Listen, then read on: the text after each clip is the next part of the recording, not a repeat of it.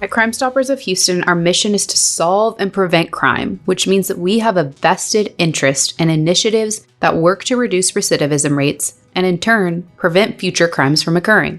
We know these numbers for the last 25 years. But some might say, well, that's because they can't go get a job like you did. So you say take a chance. So what is it a mixed bag of things? Because again, hurt people. And when so you're going back to the heart. We have to deal with the trauma of what we're dealing with. You can't put me, even though I'm going to pretend I need a job, so I'm going to play the best role when I come in front of you to get the job. Mm-hmm. But when my trauma, my pain, and my problems show up, I can't deal with it, so I engage in what helps deal with the pain that I'm afraid to talk about. Yeah.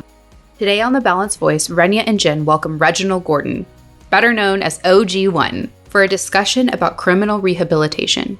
OG1 works to educate young people on the consequences of a life of crime and help them develop skills to constructively cope with fear and make habit-forming decisions that pave the way to a brighter future.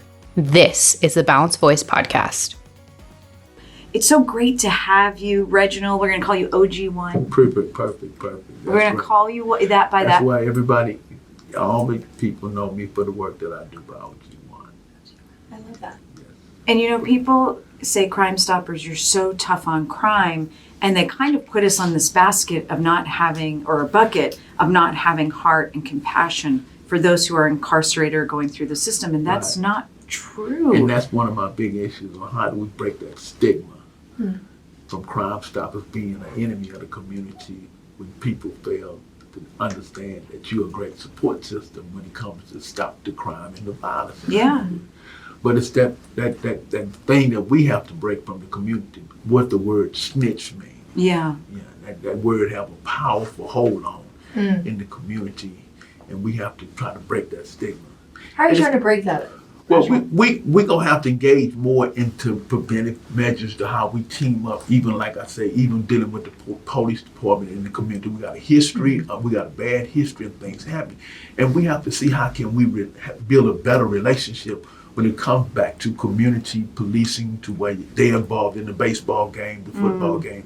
We're going to have to rebuild the image, because through a period of time, it somehow, with the rising in crime, the crack cocaine era, and with the opioid area, it just kind of got so far out of control. The fentanyl area. Yeah. Right. So is this what this movement, relational policing? Do you know, what does that mean to you? Do you see where people are posting that, like hashtag relational policing or community policing? Is it the same? I don't really. Well, personal with me, I think that's more like them coming from the areas where they protect and patrol, where they serve. And they serve to where they have they grew up in those areas. Neighborhood. While you went to school with some of the people, you saying, you know the families of some people. You know who Ray and Pookie is, and know how Ray and Pookie's attitudes are. Yeah. So, therefore, that police have a long-term relationship with that community, with the people in there. Like if you grew up in Cypress, get somebody from the Cypress area. If you grew up in some of the areas in the inner city, bring police officers that are from that area and understand the dynamics. Tell us about you. So you were incarcerated. Yes, I was. I was incarcerated when I was a teenager.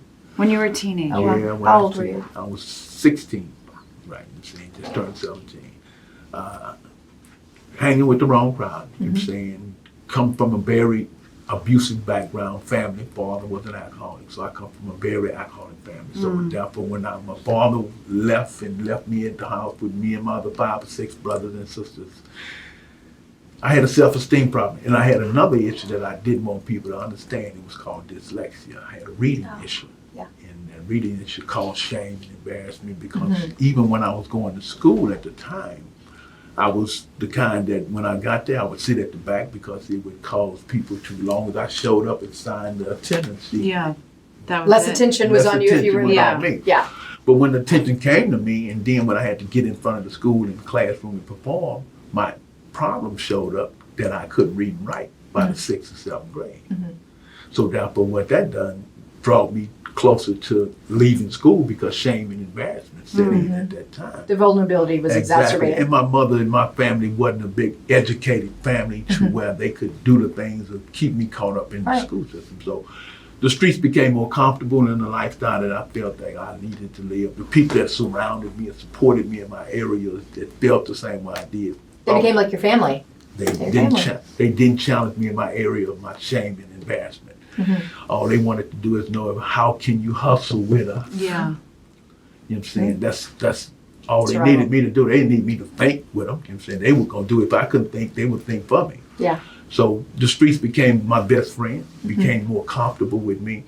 But I had a loving mother that always fought to try to keep me back on track. So she kept me fought. When I quit school in 7, she put me in trade school downtown called COTC, Contemporary Occupational Trades. And I went down there, I took up a trade because building maintenance.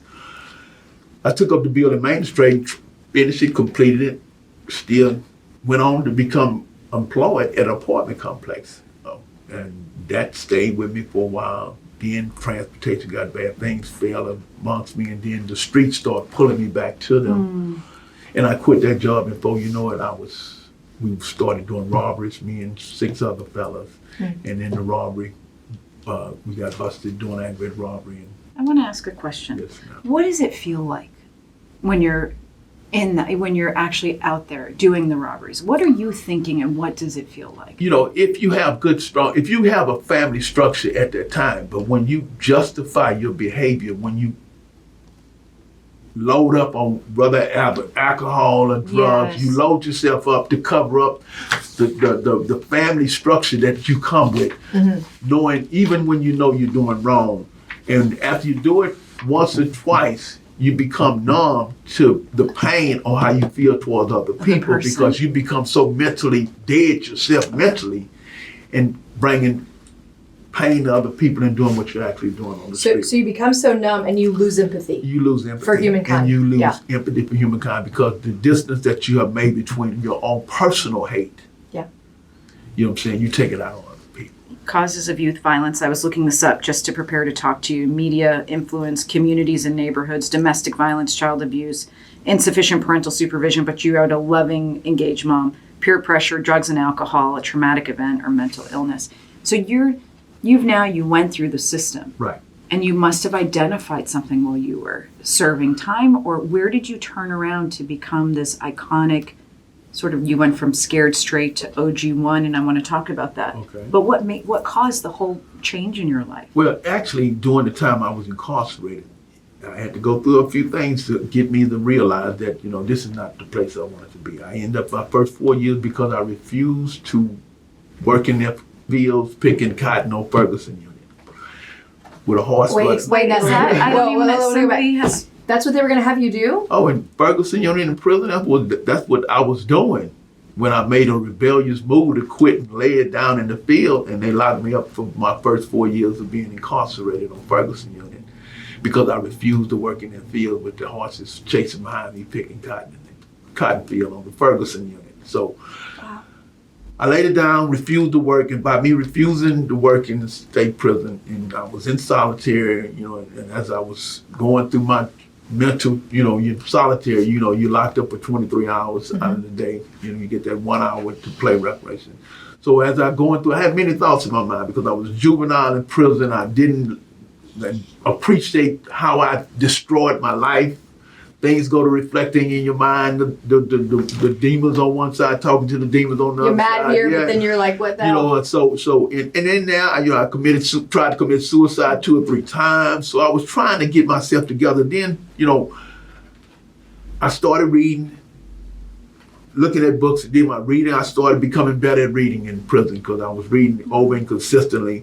Then thoughts jumped in my mind. How do I change from other young people going through what I'm going through now? And so I just started putting together on paper, and I come up with an idea of bringing young people to see this before it happens to them. Maybe it would have helped me. So as I put this on paper and got everything together, after the time I was being released out of there, I had everything together, my plans together. My mission was, once I got outside there, to challenge the chaplain or the warden. How can we get this program implemented in prison so it could work? They looked at me crazy for the first couple of times when I brought it to their attention. So time went on. I got in school. Is this the 1983 Scared Straight program Yes. that you started? Yes. Like, you started Scared Yes, Straight. yes. Like, that's a Violin big deal. Texas prison. That's Right. amazing. Yeah, yes. Started Okay. in Texas. I have one question. How did you get to the warden and like? Eventually, he was one of the chaplains on the Central Unit. He said, "That's a great idea." You understand? So he come to me. He said, "Maybe we can look at that," but they would not.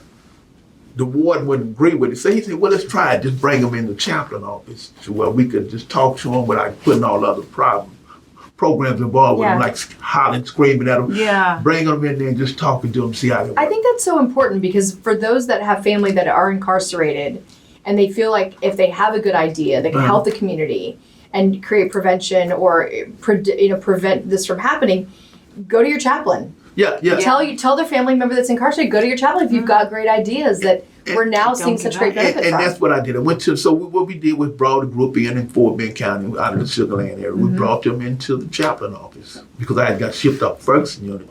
And I was blessed to be shipped off Ferguson unit because once I got out of solitary confinement, the warden made a statement because I had a fighting mother. My mother would never give up on me. She would call these people. She would see how I was doing. So they made a commitment to my mother. Once they shipped me from Ferguson to Central Unit, if I got involved in school, if I kept my attitude together, they would allow me to stay because it was a minimum security unit. So once I was over there, once I was able to implement my program to the warden and the chaplain said, "Let's try it." So he said, and we brought the first group of young people in out of the Fort Bend County area. The program was so effective, the first program, the community started asking for more. So once I got the community asking for more, we started putting other parts of the program in, like taking them to solitary confinement. Then we started putting them into where we was taking them to. I remember the news articles about this. Then we started taking them to the kitchen to eat the prison food. Then the next thing you knew, let's put it more effective because it can last longer. So we took them to the field, had them hitting on the ground because we know that if they work on that field for about 30 minutes, the blisters would show in something that would stay with them once they left the prison system. So, look, one moment you tell me I don't have a refrigerator like I do now. I know. I'd be like, I'm done. I will never go to jail. It's such a good example. Yeah, so once it became so effective, other counties wanted to get involved because it started spreading out. HBO came in and did a video. City Under Siege came in and did a program on it. So a lot of different local programs came in and did video of it. So once that happened, it started taking off. And next thing you know, we was doing it twice every Saturday. I started training 15 other different prison units to come in to how to put it on their prison units. From that, it stayed engaged for like 15 years till I was released. And once I was released, because I was very protective of the program on who they put in it. If you wasn't really serious about it, you just wanted to get in it to get involved with the probation officers. So when you say before you were released, I'm so sorry, the 15 years you were doing this, you were in prison? Yes, I was. So you were doing this from prison for 15 years? Yes, in prison. Okay. I thought you had gotten out. No, I was doing this was in prison. I was in prison. Amazing. Okay. Yeah. Sorry, go ahead. And once I was getting ready to be released from prison, it stayed afloat a while. And then once I left, most times people's dreams don't never stay with them because nobody's going to protect yours like you protected it. Because I was always cautious on the people that they put in. I was always watchful of the certain inmates that wanted to get in there just to be involved with the publicity of it and not being serious about changing the mindset. I see. Yes, of course. So once I left, I think it lasted another 3-4 years, and I was got out. Then once I got out, I said, I'm not coming to Houston because I didn't want to be a burden on my family, on all the things I had learned and educated myself while I was in prison. I wanted to put it to work without the support of my family. So I paroled to Temple, Texas. I went to Temple, Texas and stayed with my aunt, and I received a job as a car porter at Trenton Volkswagen Suzuki.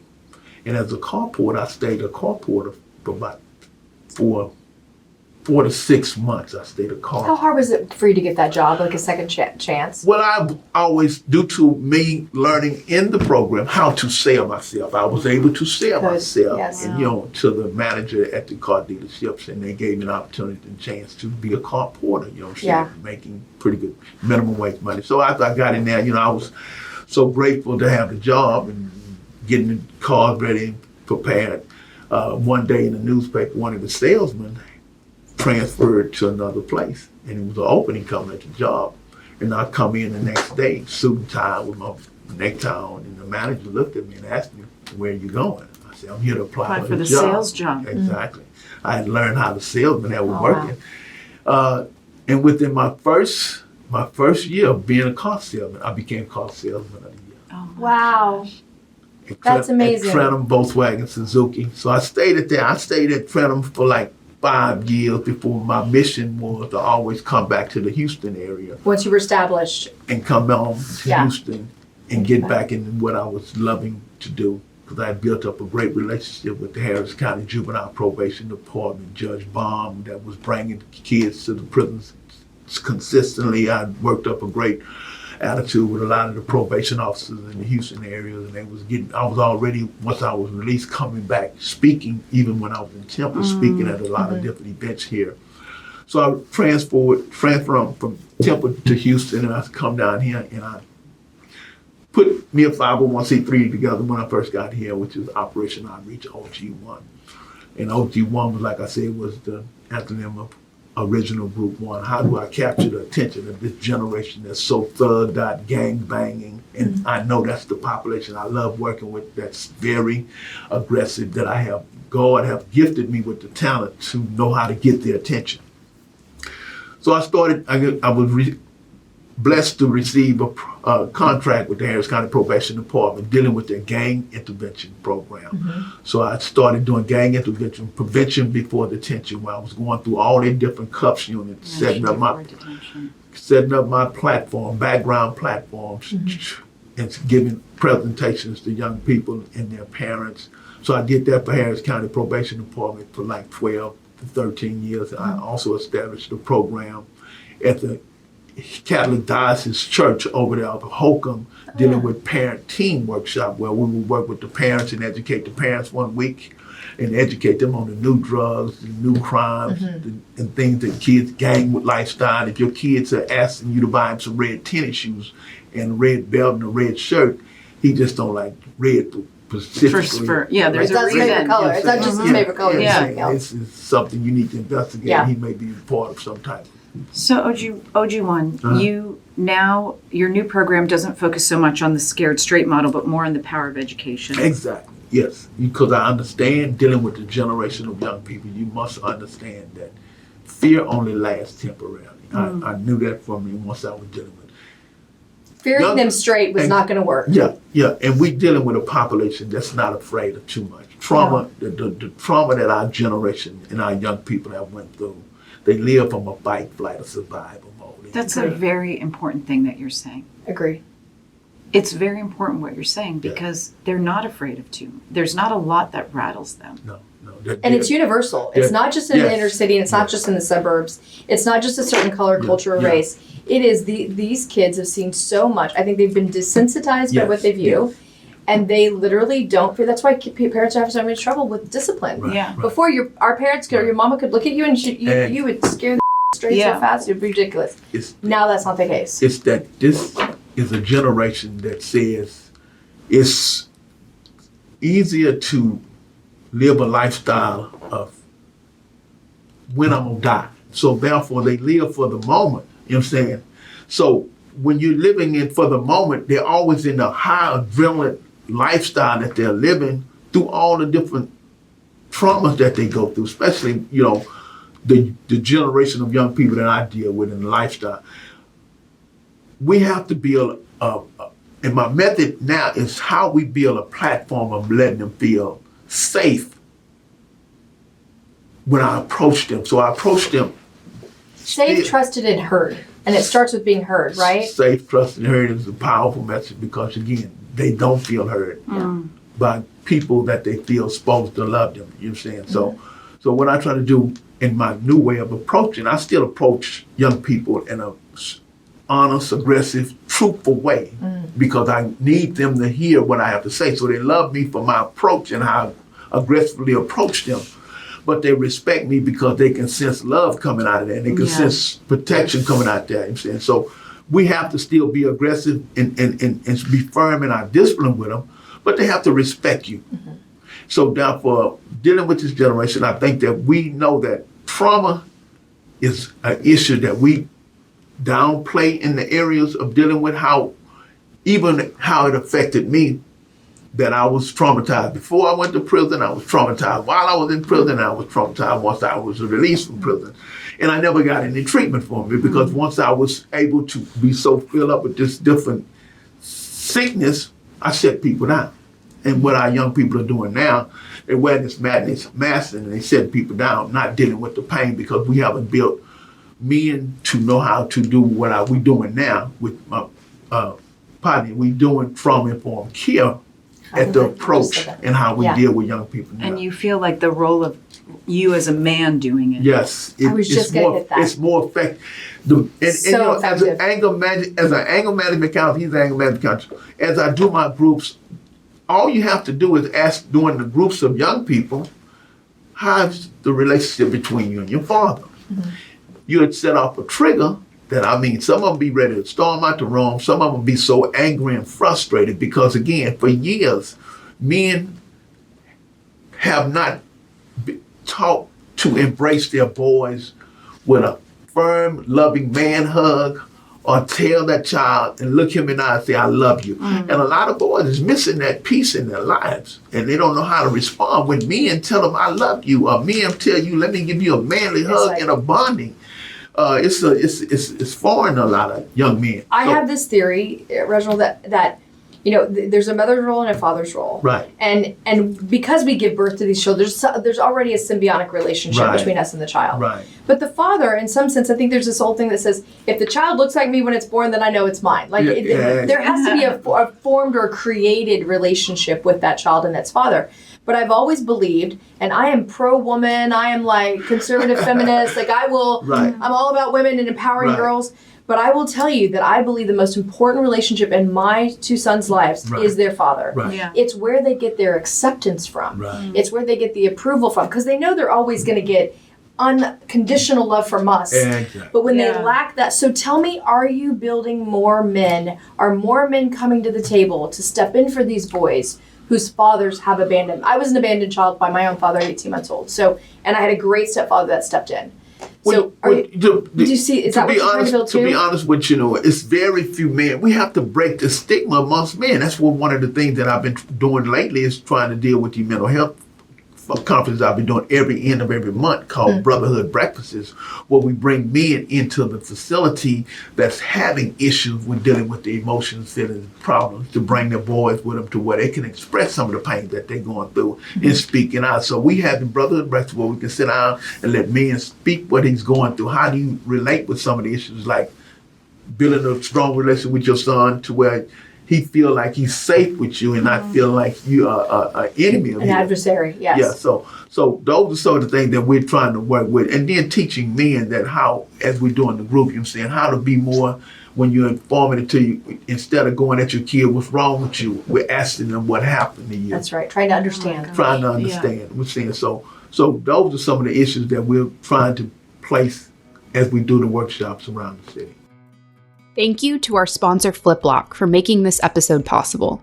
FlipLock is a door lock unlike any other lock that was created as a nationwide, straightforward solution to protect your people, whether that be in universities, dorms, daycares, hospitals, or even government buildings. It can be added to nearly any door to keep you and yours safe. We are proud to have such a strong and like-minded sponsor of the Balanced Voice podcast. Check out FlipLock at fliplock.com. That's FLIPLOK.com. I love that. What's so important, I keep going back to your story. Your mom is a loving, attentive mom. Right. You have siblings. She wants you in school. But you have an educational issue, which a lot of us have. Right. Dyslexia. Right. We're bonded in that. A lot of us have that. But that kept you sort of away from school. Right. And your dad wasn't there. Right. And you had the streets sort of pulling at you. Right. There's a point, I think, in every young person's life where they don't necessarily want to choose the wrong. Right. But there's no other option. And you're saying, and we didn't come from a mother that did all she can to try to provide for 6 children. Yeah. You're saying, And that kind of put me in another way to where, you know, I become more of a burden on the family because, again, my mother's struggling and I'm not And so you felt, you would feel like. Oh, I would feel like I would need to push myself away Yeah. to give my mother a little bit more pressure. Yeah, So it 'cause pushed she's me got closer children. to the street. Mm-hmm. Yeah, You know yeah. what I'm saying? Even though I didn't want to go, if I wanted to make a decision, I knew I would put more pressure on my mother. So So there's even love for, it's a decision out of love. love, Mm. right? Yes. Even if it's a bad decision, it's a decision out of love. You know what I'm saying? So when I went to the streets have no mercy on you when you were out there trying to do the wrong thing. So eventually I was, like I said, when I was busted in the robberies with me and these other young men, I went through that journey. But one of the key things that I say, especially after I was released and putting these things together, it built up in me that when you build something that you're so in love with, you build a sense of pride within yourself that it keeps you educating yourself. It keeps you wanting to do better for others. It keeps you as knowing that you're an example for others. And that puts me in a position to where my pride in protecting my imagery and my name is very important. You know what I'm saying? Because I know that if OG1 do something stupid and crazy, it would bring down a mounting of That's people right. in the lives That's that right. I've Following. touched doing this kind of work. So it's very important that I bring people around me to understand that imagery and things that you may be doing and engaging on young people, they're looking for you to, some of them are looking for you to fall so you can give them an excuse to not do the work and improve in their own personal life. Yeah. So you know, the work that I'm doing now, still doing prevention before detention, but this new field of work that I'm doing, recovery coaching, you know what I'm saying, which is me and my co-worker there, which is doing the trainings in the jails. We're in the So jail. you're doing this thing where you're saying prevention before so you're still speaking At the schools. at the schools, at the engaging. juvenile probation departments. Yeah.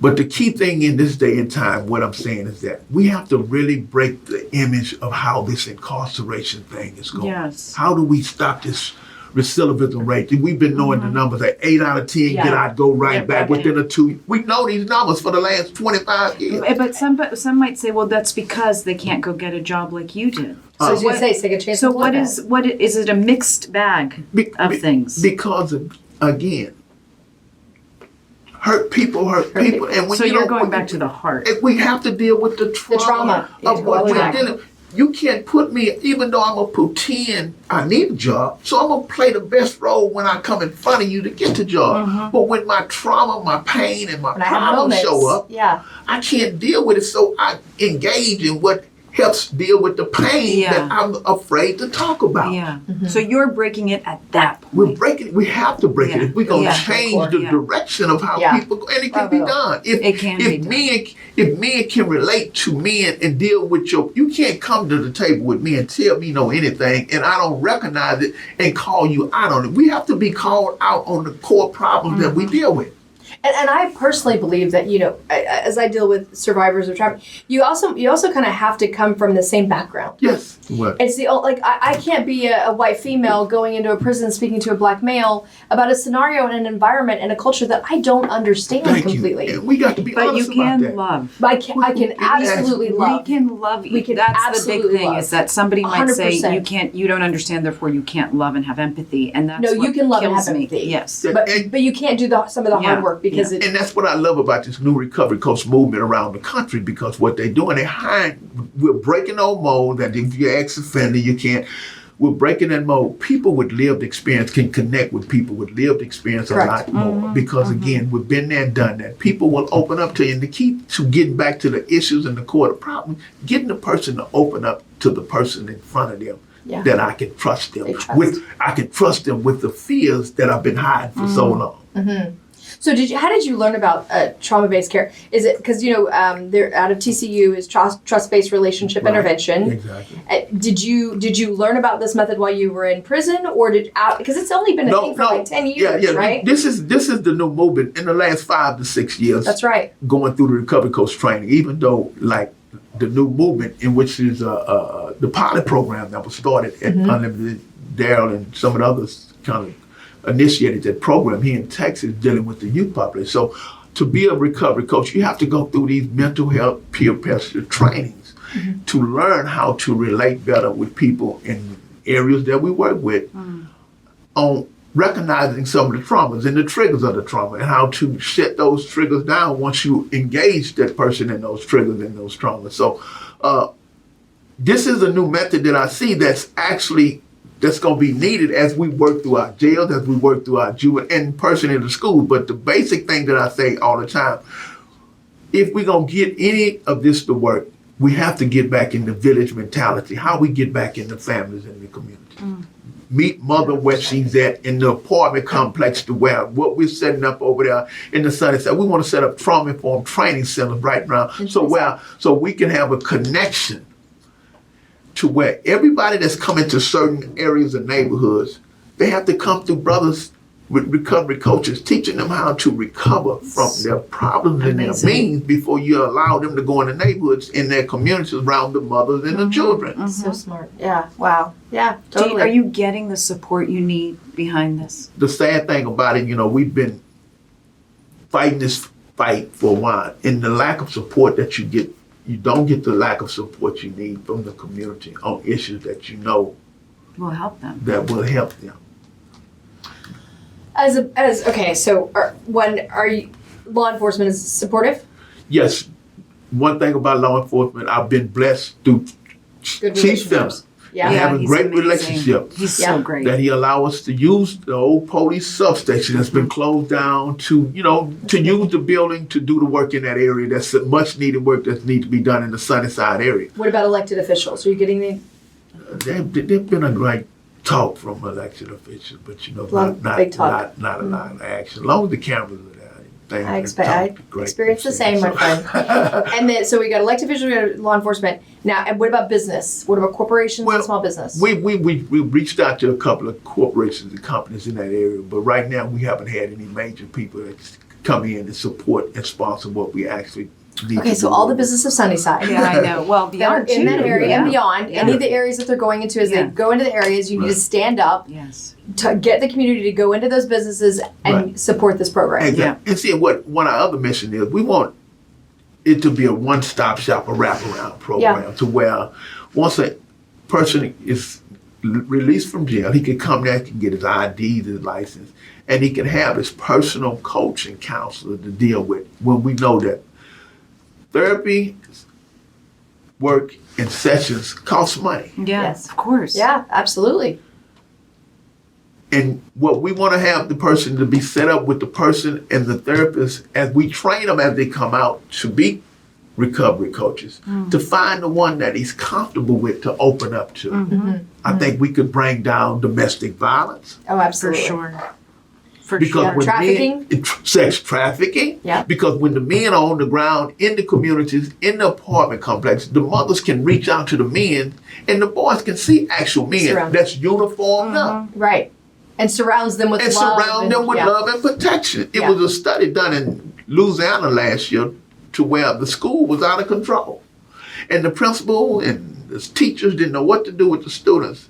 So the ministers and the men of that community teamed up and said, we're going to take over the school, just walk the halls and just speak high, smile at the young people. The attitudes of the young people changed within weeks. I know. What about the church? Is and the church supporting your vision? Well, we have in Sunnyside, we have 260 some churches. Wow. You have 260 churches in Sunnyside? From Sunnyside to 3rd Ward, within a 6-mile radius. I was a community liaison with Borisdale Miles for That's 6 years. amazing. Now, 260 churches? in a 6-mile radius from Sunnyside to 3rd Ward, and as a community liaison for the state rep at the time, my job was to keep them all engaged in the work that we was doing in the areas. I couldn't get half of them because, again, half of them had gangbanging issues like the street organizations. Inside the church and kind of controlling the church. So a and lot of supporting times, it. the power struggle that you deal with in the area, if you don't give one a power, give the first one the first access to the information on what you're trying to do, and that's been one of the issues in the community, to divide and conquer and not get the actual work that needs to be done. Okay, so let's do another call out. Churches in the Sunnyside area, whatever area goes in. In every God's area. going to scare your ass straight if you don't start supporting this man. So these are some Say it issues. one more time without ask, so we don't have to cut it. God is going to scare you straight if you don't get engaged and support Reginald and his efforts. And all of them know me because I'm always. they're about to know me too. I'm always reaching out. You're not gonna get rid of me. You're not gonna shut my voice down because I am an example that can be seen. That change can happen. An example that it resonates that all the way everybody out, needs. from building up these kids to feel empowered to keep helping each other, to the reduction in crime. To maybe They'll the have a choice to different never purpose. enter a life of crime. Never enter the life of crime. Exactly, and I'm a true believer. Prevention is a way we have Totally. to get in now.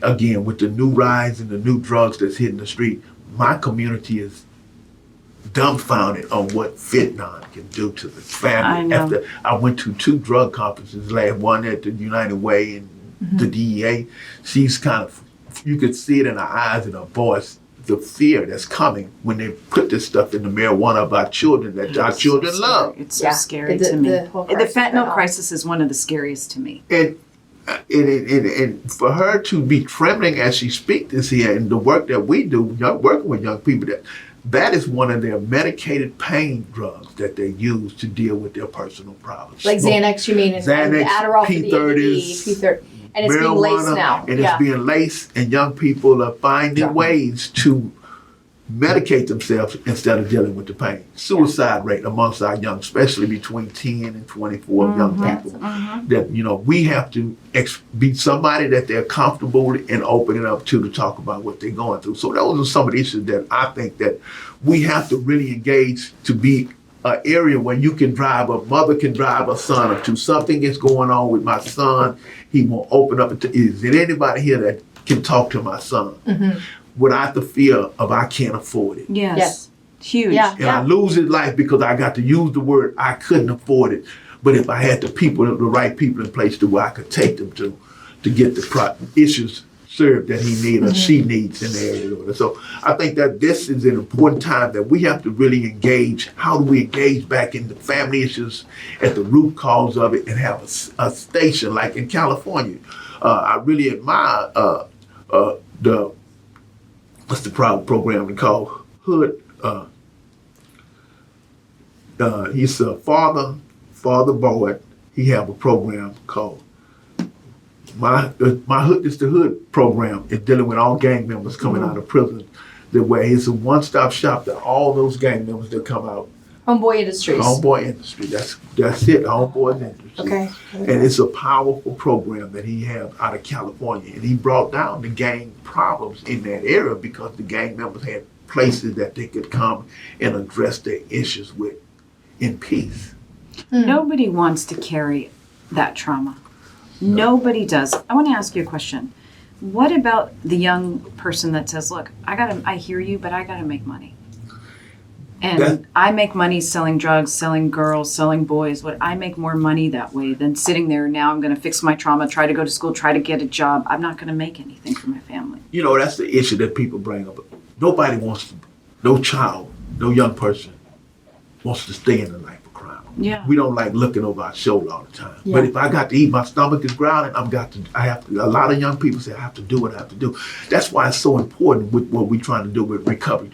Training the brothers in prison to where once they release, we won't get them community engagement to where they get the 500 hours of training to where once you get state certified, if you love speaking and doing this kind of work, there's so much work to be done. It's so much work to be done. You can charge Medicaid on the work that you're doing and engage in doing what you love doing. So I think the resources got to be there. Poor people don't want to stay poor, but the reason why a lot of crime is in the area because a lot of the resources is not available to put this. Or how to get the resources that are there. So what we have to say is that we have to meet them where they're at, train them how to get out the life of crime. But I need to not be dealing with like I've been doing. I brought 12 gang members to a church in Sunnyside on a Sunday morning. Asked me, called me, OG, can we go to the church? We feel like we need to go to church this Sunday. So I said, yeah, I take them to church. I took them to church. They sit down. The energy that I felt from the congregation on Them being in church. being in church wasn't an energy of love. Glad you're here. So they felt rejected by their own community. I say that to say this here. Once we get young men around men that cares, and they can show them that you can change your lifestyle, and we gonna show you how to eat without destroying other people's life. Yeah. And we gonna be there for you. But if the person that's training you struggling in his bills, struggling in the things that he needs to do, because most people that's out dealing with the grassroots group of young people that's really out there creating the crime. It's not all our children creating the crime. It's just a certain small number. But that small number brings such havoc on the good kids. So if we can get that small group that we know that make those statements, I got to eat. But if they feel comfortable in finding somebody they want to get out their lifestyle, because again, it goes back to what we said, we have to break the back of how the criminal justice system can keep a person 5, 6, 7, 8, 9, 10 years and send him home with $50 to survive. And that's the other thing. You know, we are tough on crime in the sense that if you're raping and killing people, we you know, to sort of say, well, go back into the community doesn't work. But at the same time, we don't want people sitting in prison especially without resources being poured That's in. right. And especially for some crimes that are just ridiculous. Exactly. And 99% of the people that's in prison are coming home. Yeah. 99% of them. So if we know that, we should be. But you mean 99% are not lifers? 99% are gonna get out, and they're gonna come back to the community. Absolutely. So we I get calls all the time from people that spend 30, 40 years in prison, and they come out and use how much? $50. That's impossible. Find your house. That's impossible. And still, those that's getting out that don't last that long. Once they get out, we know that you have children out here. Once you get a job, child support kicks in. That's right. Then it's a cycle they're all in the an way impossible back. situation. It's an impossible situation. And we ask the question, why would they feel comfortable with going back to prison? Right. Responsibility is a big issue when it comes to dealing. When you don't have no responsibility in prison other than wake up, go eat, and you may have to work in prison, you may not have to work in prison, you become more comfortable with going back to the environment. Do you feel like that's something that they'll think of? Like, oh yeah, I know they do. Like, my life is better going back to prison? Due to the lack of not being able to take care of their family, their self, and the shame and embarrassment that they have to feel by sleeping on people's couches, by not being able to get a house, to be responsible men. It's like a lot easier. It's like a lot easier to go lay back in the cell and tell a bunch of lies and fantasize about a world I want to be in, but I don't know how to survive once I'm there. Yeah. Because I don't have the right people in place to where you can say, look here, Yeah. take off the mask, get back in your feelings, and let's work through this thing. But it's going to take people like me. I have to, most of the time I take people, young people, to eat from the street that I see. Most of the money I spend more money out of my own pocket dealing with people from the street than anything. Taking them to eat. What would your budget be? Like if you could raise what you need? I think just on a basic budget on keeping the lights on, keeping things. About $500,000 a year would be just a basic thing that we would need to do some major work to change lives. I'm saying, because we have to make sure that the basic needs of the people coming out, they can get driver's license, IDs, you know what I'm saying, basic clothing, you know what I'm saying. If you're a father, I want to make sure that to build your relationship up with your children, I want to make sure that if you come to me, I want to at least be able to give you some tickets to take your children to build a bond up with your children to go to a football. So therefore, building bond back up in men, making them feel responsible, that they have the power to be safe keepers of their community, that they have the power to protect the women and the children of the community. We have to give them that power back.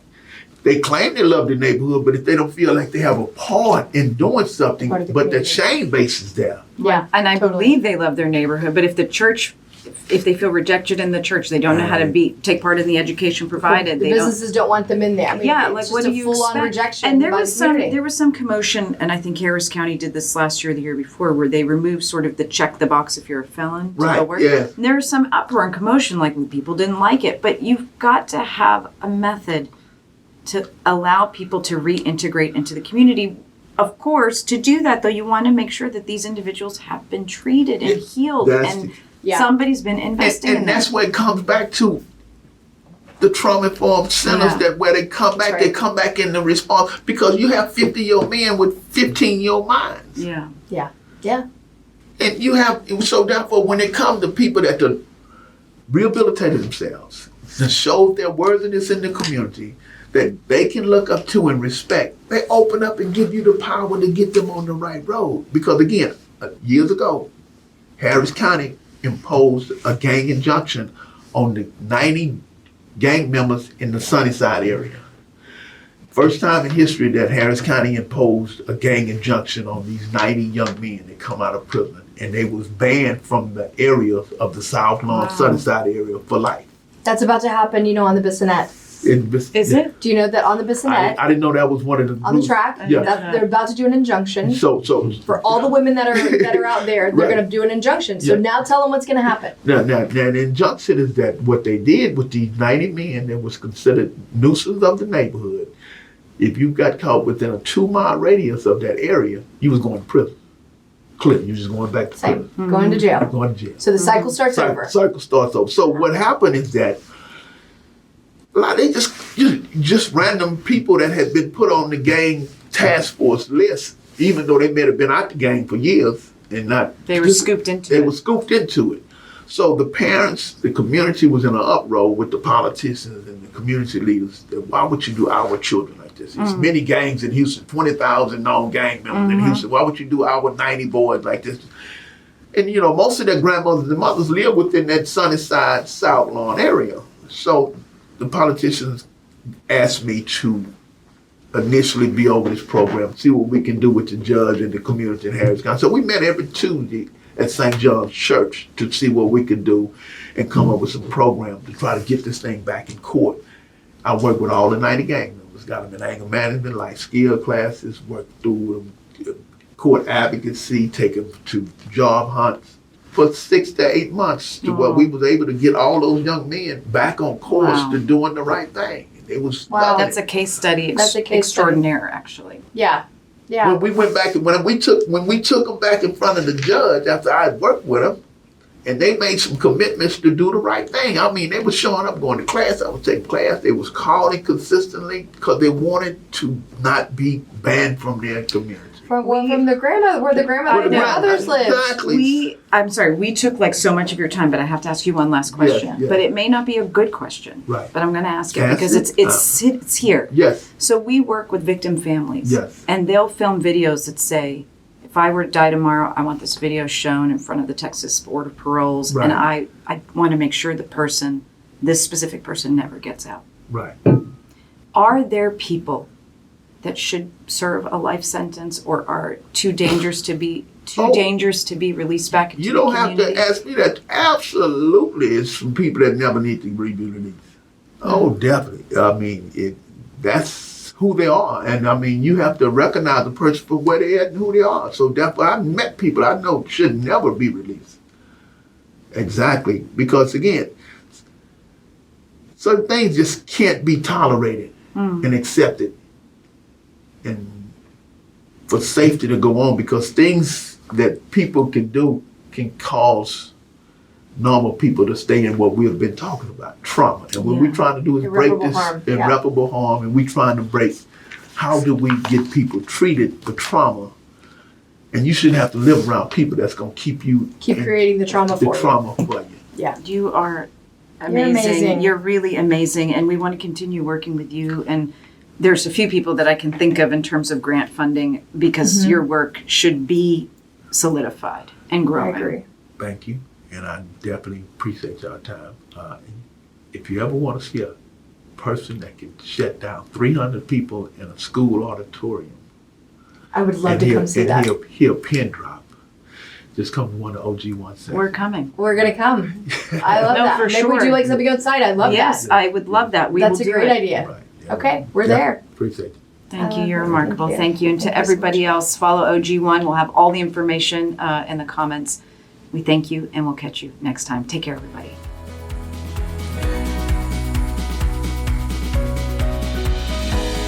Thanks for tuning in to today's Balanced Conversation. You can find real solutions and tangible resources in our show notes at thebalancedvoicepodcast.com. To join the conversation, follow us on Instagram at The Balanced Voice Podcast and on Twitter at @balancedvoice_. Stay up to date on Rania's work by following her at The Rania Report, and we can't wait to see you next week for another Balanced Conversation.